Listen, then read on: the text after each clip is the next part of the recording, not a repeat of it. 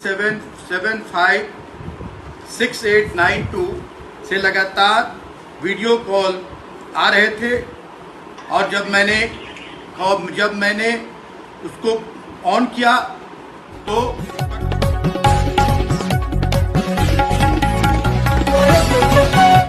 मंत्री मिथिलेश पर अश्लील वीडियो का प्रहार, दर्ज कराई एफआईआर।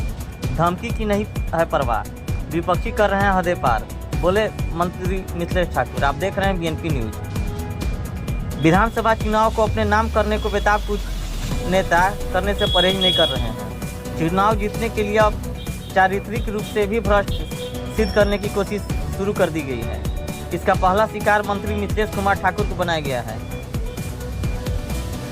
इसका खुलासा स्वयं गढ़वा विधायक, झारखंड सरकार के पेयजल एवं स्वच्छता, पर्यटन, कला, संस्कृति, खेलकूद, युवा कार्य विभाग मंत्री मिथिलेश कुमार ठाकुर ने की है।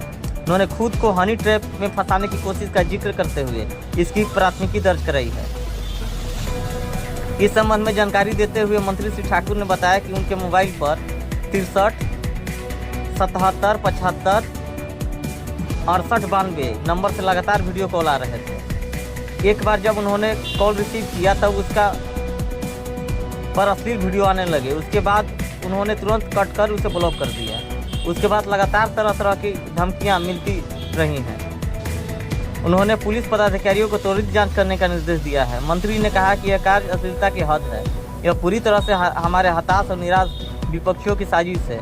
वे लोग अपनी हताशा में बेशर्मी की सारी हदें पार कर गए हैं। जो लोग भी इस तरह के फेक वीडियो चलाकर ब्लैकमेल करना चाहते हैं वे अपनी हरकतों से बाज आए। इस तरह की घृणित कार्यों से वे जनता को गुमराह नहीं कर सकते हैं। जनता सब कुछ देख रही है, जान रही है और अच्छी तरह से समझ रही है। जनता ऐसे लोगों को जरूर सबक सिखाएगी। 7756892 से लगातार वीडियो कॉल आ रहे थे और जब मैंने उसको ऑन किया तो उस पर अश्लील वीडियोज आने लगे। तुरंत मैंने उसे कट किया, नंबर को ब्लॉक किया और अभी तरह तरह की उस पर धमकियां आ रही हैं। ऐसे जो कारनामे किए जा रहे हैं अश्लीलता की हद है और ये मुझे पूरी तरह से जो हमारे विपक्ष के जो हताश साथी हैं उनकी साजिश लग रही है।